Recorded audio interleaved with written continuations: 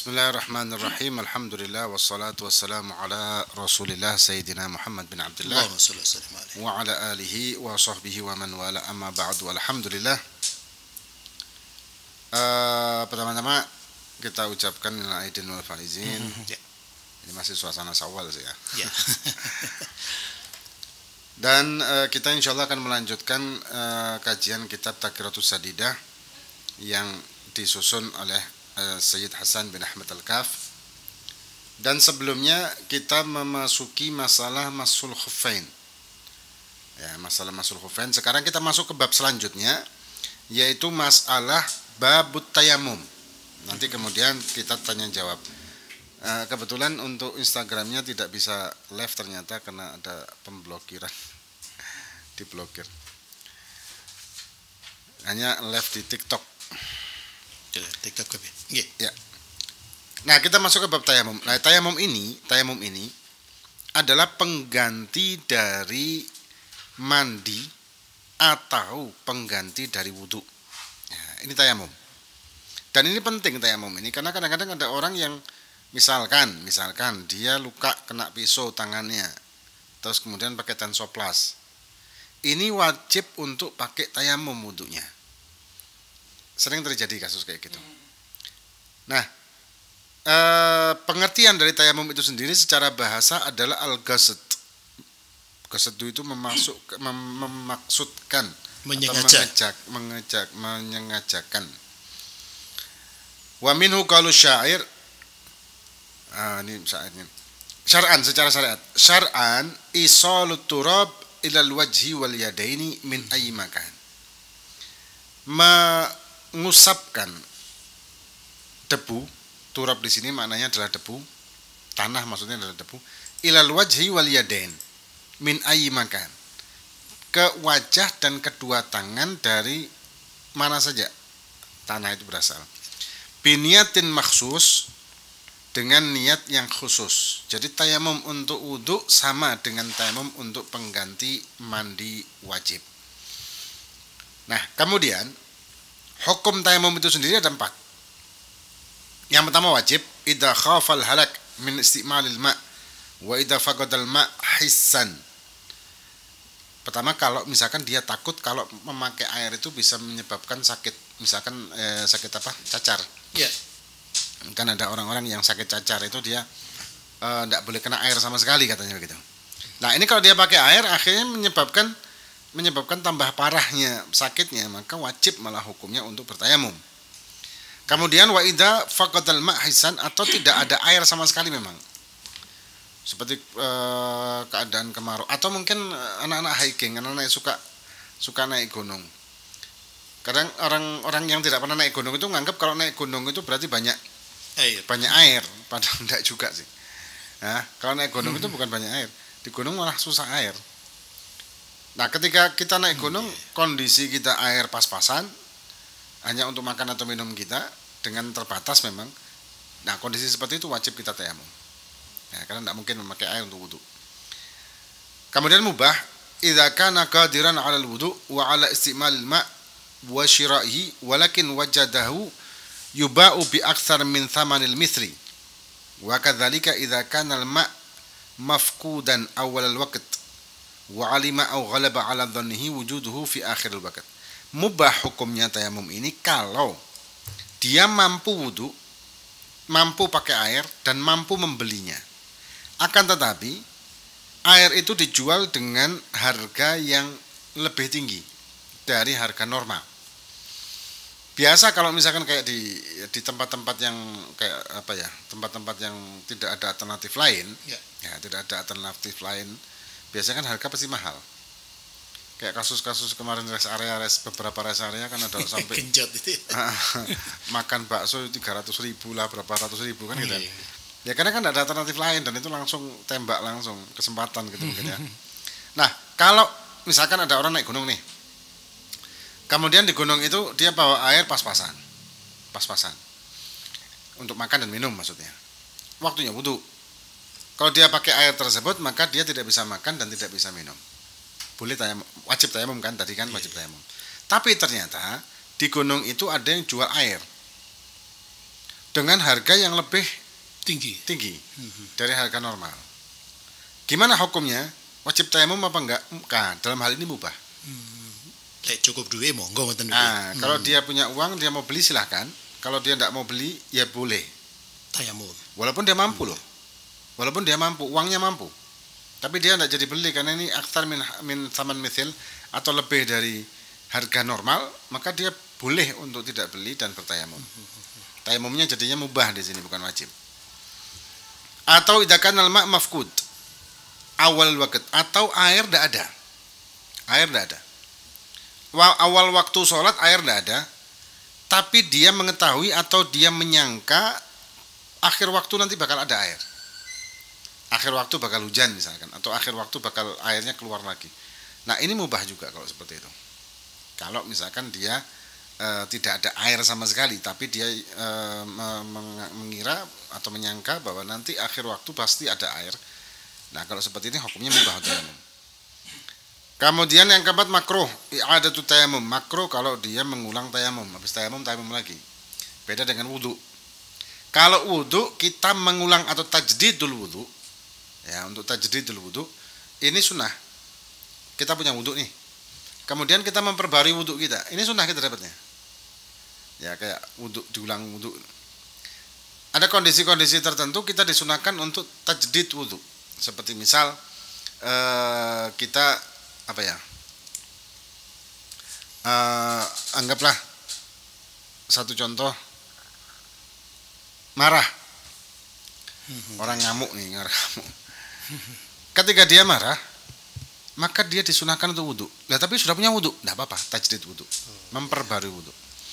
Atau misalkan dia ngantuk berat, sunnah tajdid memperbarui wudu. Nah, hukum memperbarui wudu ini sunnah, otomatis airnya tidak mustamal. Nah, airnya tidak mustamal. Kemudian kalau tayamum, tajdid tayamum ini makruh. Tajdid memperbarui tayamumnya, jadi tayamum lagi, padahal tidak batal tayamumnya yang sebelumnya, ini hukumnya makruh. Kemudian yang keempat haram, ma'as sihah. Haram tapi sah. At-tayammum biturabin maghsub. Tayamum dengan tanah atau debu yang punyanya orang. Nyolong. Atau misalkan dia ngambil di kebunnya orang, langsung ngambil tanahnya tanpa izin, itu pun ghasab, haram. Nangkirip ngoten niku. Jadi tanahnya orang atau ladangnya orang. Tapi sah hukumnya, tapi haram. Sama kayak wudu pakai air colongan, ini sama. Ya hukum wudunya gimana? Sah, tapi haram. Kemudian wa ma'adamis sihah, dan ada haram dan tidak sah. Idza kana al-ma' mawjudan biduni mani'. Kalau ada air tapi dia malas pakai air itu. Ya. Kalau dikatakan loh, kalau dingin gimana? Dingin ini ada hitungannya. Jadi dingin bukan sembarang dingin. Dingin yang menyengat, yang menyebabkan kalau dia pakai air dingin menyebabkan bahaya pada tubuhnya. Misalkan bisa kram, bisa sakit parah atau gimana. Kalau ada pemanas maka wajib pakai pemanas. Tapi kalau tidak ada pemanas, ya apa namanya, tayamum seperti itu. Tapi kondisi dingin kalau di Malang gini gimana? Enggak sampai. Karena sedingin dinginnya Malang ini belum sampai membahayakan. Maksimal kalau Malang itu ya 22, 23. Pernah kan kalau tidak salah 18, 17 gitu pernah. Bulan Juli gitu baru gitu. Nah, gitu. Kalau di Turki, masya Allah, gitu. Bisa minus juga. Nah itu kalau misalnya pakai air dingin aku tidak bakal kuat. Di sana kan masjid-masjidnya tempat wudhunya masih ada pemanasnya. Jadi ada air hangat untuk pakai air hangat. Kalau untuk pakai air dingin ya tidak bakal kuat orang. Nah kemudian wat tayamum yagumu maqamil wudu. Tayamum ini pengganti wudu fil hadatsil asghar, di menghilangkan hadas kecil. Wa yagumu kadzalik maqamul ghusli fil hadatsil akbar, dan juga pengganti dari mandi menghilangkan hadas besar. Jadi fungsi tayamum dengan tayamum yang sama. Jadi bentuk tayamumnya sama, model tayamumnya sama. Ya. Tayamum, ada orang kan menganggap kalau tayamum pengganti mandi itu maka harus di saawak semuanya digerocok kabeh. Enggak. Tetap wajah dan tangan. Ya, tetap wajah dan tangan. Nah, kemudian al-farq baina tayammumain, Beda antara dua tayamum ini, tayamum untuk hadas besar dan juga tayamum untuk hadas kecil, atau tayamum pengganti wudhu atau tayamum dan pengganti mandi. Bedanya apa? Bedanya yang pertama, at-tayamum anil hadatsil asghar yubtiluhu ma abtalal wudhu. Kalau dia tayamum pengganti wudhu, maka membatalkan tayamumnya ini apapun yang membatalkan wudhunya. Ya kencing, buang air besar, buang air kecil, bersentuhan kulit laki perempuan, tertidur, gitu, atau menyentuh zakarnya. Ya, jadi tayamumnya batal kalau dia tayamum untuk wudhu, maka kalau dia batal wudhu, ya batal tayamumnya. Paham, ya. Yang kedua, wa tayamum anil hadatsil akbar. Yang kedua, tayamum untuk menghilangkan hadas besar. La yubtiluhu ma abtalal wudhu. Kalau tayamum karena menghilangkan hadas besar, junub, maka kalau dia batal wudhu, tidak batal tayamumnya. Ya, tidak batal tayamumnya. Wa innama yubtiluhu ru'yatul ma'al qudrati 'ala istimalihi. Batalnya cuman kalau dia ngelihat air dan mampu untuk memakai air itu. Nah, itu maka batal apa atau junub lagi, ya junub lagi kalau seperti itu. Nah, ini pembahasan pengertian mukadimah tentang tayamum, apa itu tayamum dan apa itu gunanya tayamum, dan kemudian apa itu hukum-hukum tayamum yang insyaallah akan kita lanjut asbabut tayamum yang akan datang insyaallah. Ya. Penyebab-penyebab tayamum, wallahu a'lam bishawab. Saudara, demikian tadi sudah kita ikuti bersama tentang tayamum, dan saya mengundang Anda untuk bisa ikutan di 085174274127, Ya. 085147274127, 085174274127. Saya tunggu sekarang juga, atau melalui TikTok Habib di mana, Bib? Langsung. Sama Saudara itu juga. Ya, Asadullah itu saja. Silakan yang ingin bergabung, moga sudah saya buka buat Anda. 085174274127 ya, silakan, sudah saya buka buat Anda bergabung, monggo silakan. Tadi dijelaskan bahwasannya tayamum khususnya untuk yang pengganti mandi wajib tadi, Beb ya. Ini bahwasannya kalau orang sudah melaksanakan tayamum untuk mandi pengganti mandi junub atau mandi besar, itu tadi jenengan nyampaikan kalau misalkan sudah ada air harus mandi lagi. Maksudnya gimana, Bib? Apakah kan batal tayamum karena kalau ada orang yang bertayamum karena tidak ada air, maka dia batal tayamumnya kalau ada air, gitu aja. Jadi misalkan tayamumnya itu di posisi dan di kondisi kalau di tempat yang memang kebiasaannya ada air tapi suatu saat air hilang, ya, maka ketika dia bertayamum, kondisi tayamumnya ini kan sementara sifatnya, sampai ketika ada air, maka tayamum tersebut menjadi batal dan dia wajib untuk memakai air untuk mandi wajibnya. Nah, sholat yang dia lakukan ketika dia posisi tadi itu dengan kondisi tayamum dan belum ada air, maka sholatnya tetap sah. Tapi kalau sudah ada air wajib qadha? Enggak. Selesai berarti. Kalau sudah sholat ya. Enggak, selesai. Tapi untuk mandi wajib tetap harus pakai air ya setelah itu. Enggak. Setelah kalau ada air maksudnya. Kalau ada air enggak masalah, sama kayak tayamum yang wudu tadi.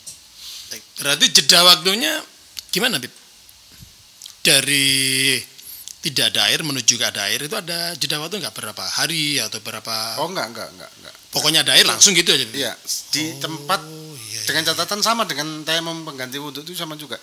Di tempat yang memang di situ mayoritas ada air, cuman ketika itu enggak ada air. Oke, semacam. Ini enggak tahu nih Instagram kok diblokir. Ini katanya ada postingan tahun 2019. Kita sapa.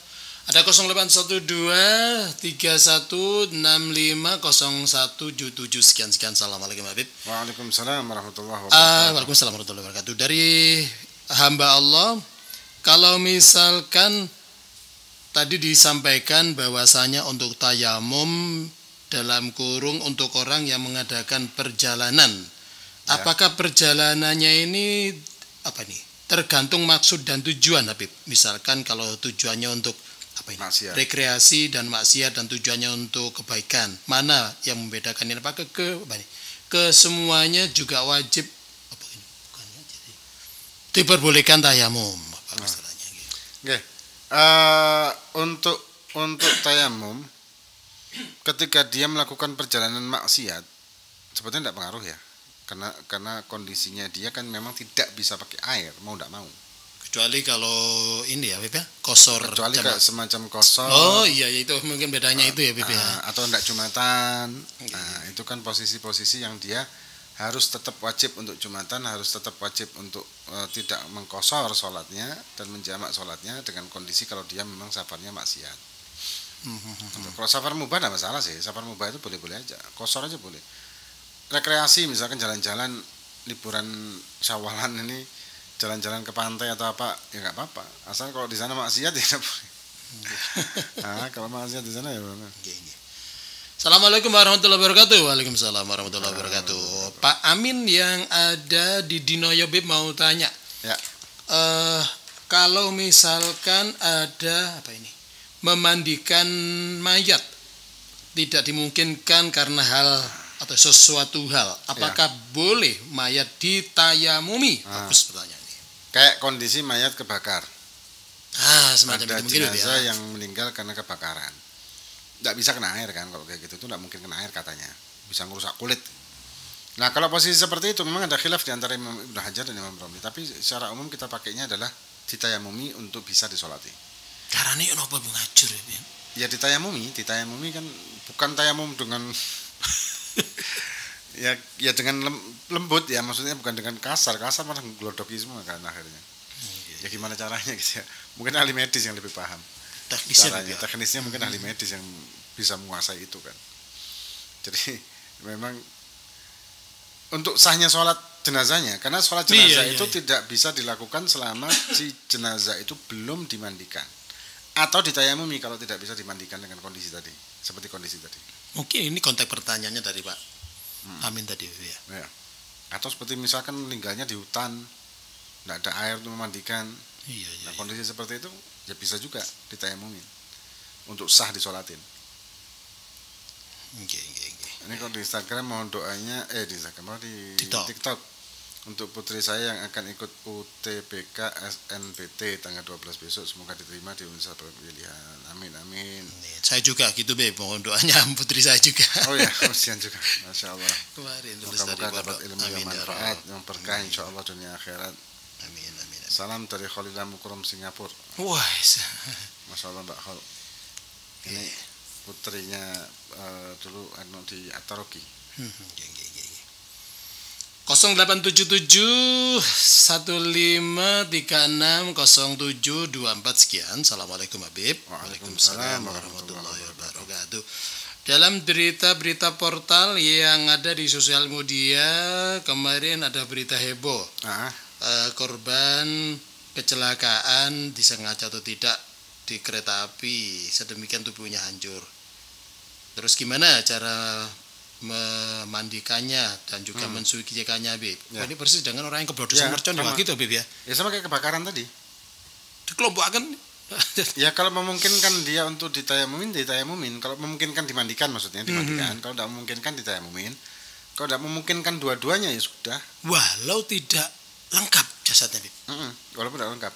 Oh, iya, naudzubillah. Ya, mungkin ada yang kemakan binatang gitu mungkin ya. Itu keblodosan mercon wonten sing wit dhuwure wit ana ki dhuwure. Oh iya. Yang kayak di Blitar kemarin itu kan ya, Bib. Itu gimana, Bib? Ya sama juga kasusnya. Kalau apa? Ya apa caranya, Bib? Solusinya. Sama kayak tadi, kayak orang kebakar tadi. Kalau memungkinkan dimandikan. Kalau tidak memungkinkan dimandikan ditayamumin. Kulitnya aja, bukan dagingnya sih, kulitnya yang keluar. Tapi itu kembali ke ahli medis yang paham ya caranya. Kalau kayak kita kan nggak ngerti caranya gimana. Kalau kondisi badan seperti itu. Ini ada pertanyaan. Oh, ini juga banyak aja. Gimana jangan? Mau nanya, kalau ada suami istri, bila suaminya meninggal, apa boleh istrinya menyentuh ketika suaminya sudah disucikan? Kalau istrinya menyentuh ketika suami yang meninggal atau istri yang meninggal, ini contohnya kenapa suami yang meninggal? suami atau istri gitu ya. Ya, biar adil, Beb. Biar adil. Nggih. Yang meninggal itu kalau sudah dimandikan kemudian disentuh, ketika dimandikan itu ada diwuduin. Nggih. Nah, ketika disentuh oleh suami atau istri yang hidup, maka batallah wudhu yang hidup. Ya. Yang hidup batal. Tapi yang meninggal nggak perlu diulangin wudhunya. Ya, kalau dikatakan boleh nggak menyentuhnya, ya boleh kalau suami istri sih. Tapi asal dia mau nanggung berani wudhu lagi gitu, Beb ya. Yang hidup. Yang hidup Oke. batal wudhunya gitu aja. Yang hidup Iya, batal iya. wudhunya. Kalau yang mati nggak perlu diulang mandinya ataupun wudhunya. Kalau yang sudah meninggal. Ini ada pertanyaan bagus, 0856 0142 0206 sekian. Assalamualaikum Habib. Waalaikumsalam warahmatullahi wabarakatuh. Dari Pak Umar yang ada di Tegal Gondo, daerah Karangplos ini ya. Tadi juga dijelaskan sama Habib kalau misalkan orang mandi besar tidak mungkin kan pakai air, terus kemudian juga wudhunya juga pakai tayamum, lalu kemudian kalau tayamum untuk wudhu itu kan satu waktu, Beb. Tapi Ya. kalau untuk mandi junub pakai tayamum, apakah berlaku selamanya sebelum adanya air? Bagus pertanyaannya. Ya sama seperti dia wudhu itu tadi. Itu cuma satu waktu, Beb. Ya. Oh. Kalau kan tayamum itu taharah dhaif. Tohara yang lemah aslinya kan, karena itu kan semacam alternatif ketika memang kondisi air tidak memungkinkan gitu aja. Maka karena dhaif maka beberapa hal misalkan sholatnya cukup sekali untuk pakai itu. Kondisinya seperti itu. Misalkan dia karena junub nih, kenapa dia kok harus tayamum? Orang kayak junub nih, kenapa dia harus mandi? Orang suci dari haid nifas, kenapa harus segera mandi? Kapan waktunya wajib mandinya? Kapan waktunya wajib mandi orang yang suci dari haid nifas? Atau kapan wajibnya orang yang junub? Nggih. Kapan wajibnya orang yang hadas kecil? Wajibnya itu kalau mau sholat. Kita bicara wajib ya, bukan bicara sunnah loh. Wajibnya kalau mau sholat. Tambahan kalau si istri perempuan, kalau dia itu haid atau nifas, maka wajibnya setelah suci, wajib mandinya ketika mau sholat atau ketika istrinya berkehendak, suaminya ingin melakukan hubungan suami istri. Dua itu. Selepas dari itu masuknya ke sunnah. Kadang orang punya pemahaman kan enggak ke situ. Pemahamannya kapan masuk, ya kayak sama tadi saya tadi. Ketika dia junub, enggak ada air sama sekali dan belum masuk waktu sholat, ya biarin aja. Nunggu air. Ternyata masuk waktu sholat nih. Dan dia dalam kondisi junub enggak ada air. Gimana dong? Tayamum. Ya, tayamum. Dan setelah itu ketika dia dapat air, barulah dia mandi, sholatnya selesai. Enggak usah kodok, Beb ya? Enggak. Nggih. Ada lagi bergabung, saya coba sapa dulu 0812 3682 0201 sekian. Assalamualaikum Habib. Waalaikumsalam warahmatullahi wabarakatuh. Dari Ibnu Haryanto di Pakis Kembar. Ya. Mau bertanya, Habib. Apakah tayamum untuk mandi wajib ini bisa dipakai untuk ngaji Quran, baca dalam garis miring baca Quran sama dengan tayamum wudu? Ya. Orang yang dia berhadas besar itu kan dilarang melakukan hal-hal yang sama dengan wudhu plus ada tambahan. Membaca Quran, masuk masjid. Nah, kalau perempuan haid nifas juga melakukan hubungan suami istri dan seterusnya. Nah, ketika seseorang itu tayamum menghilangkan hadas besar li fardhis shalah, maka semuanya dapat. Kan niatnya nawaitu tayamum li fardhis shalah.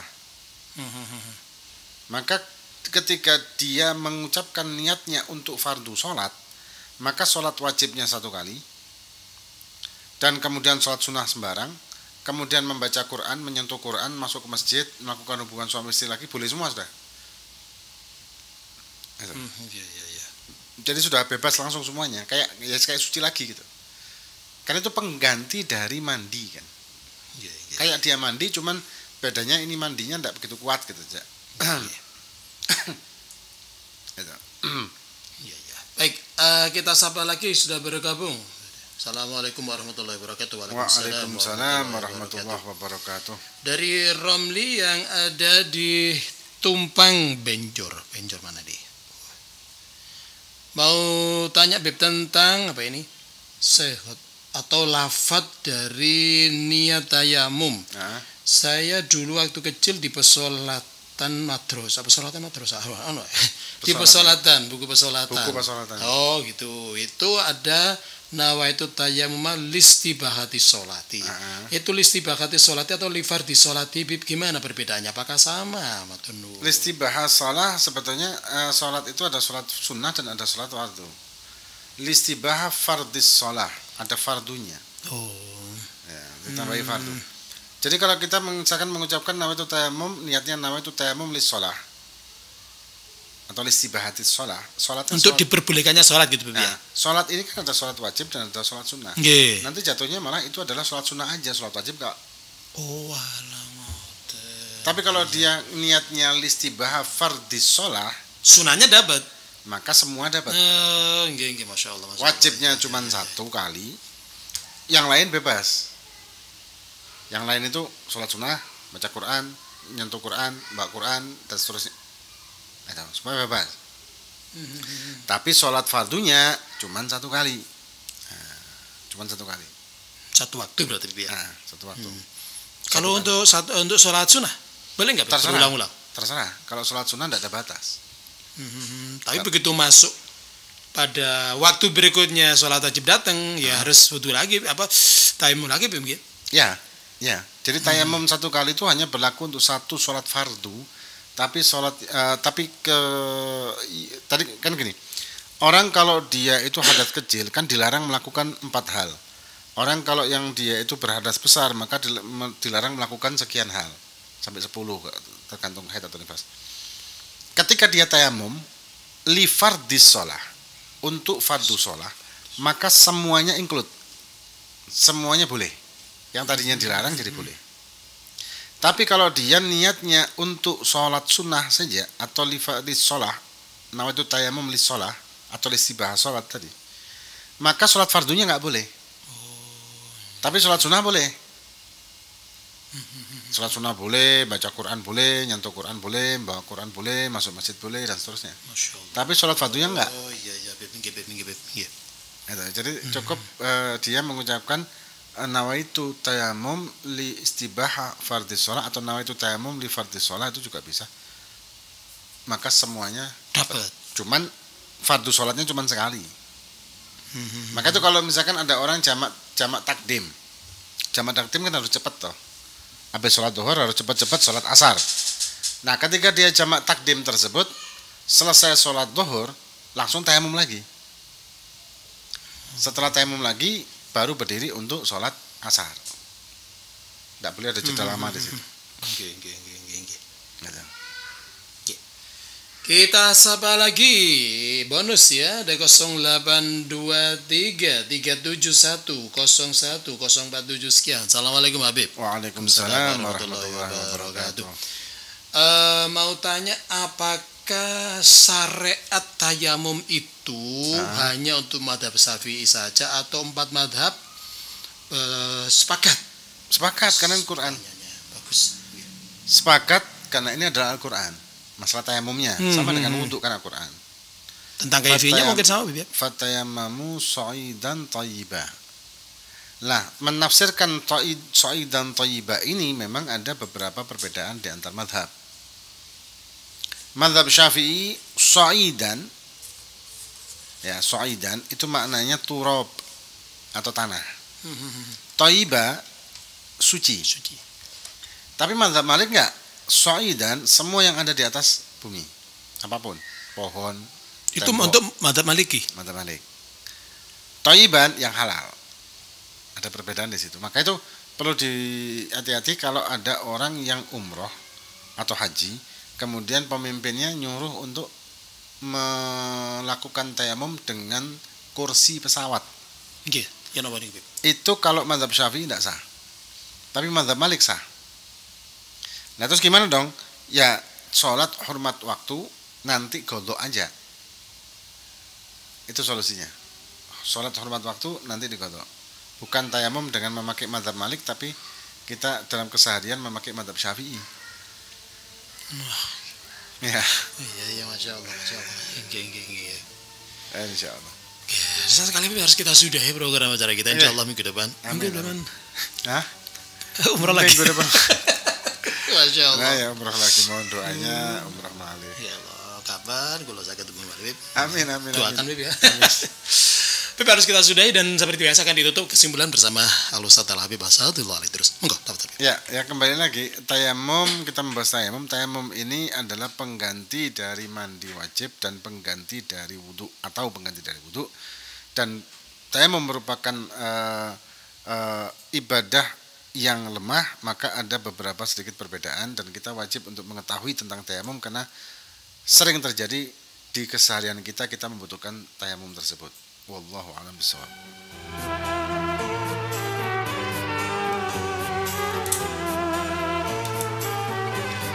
Ya Alhamdulillah dengan kesimpulan dari Habib Asadullah Ali terus sudah program acara Islam Corner hari ini dan segera kita bergabung dan merapat dengan ruang utama Masjid Agung Jami Kota Malang dan bersama menantikan dan sholat tasyahud untuk kawasan Malang Raya dan sekitarnya. Terima kasih. Wallahul muwaffiq ila aqwamit thoriq.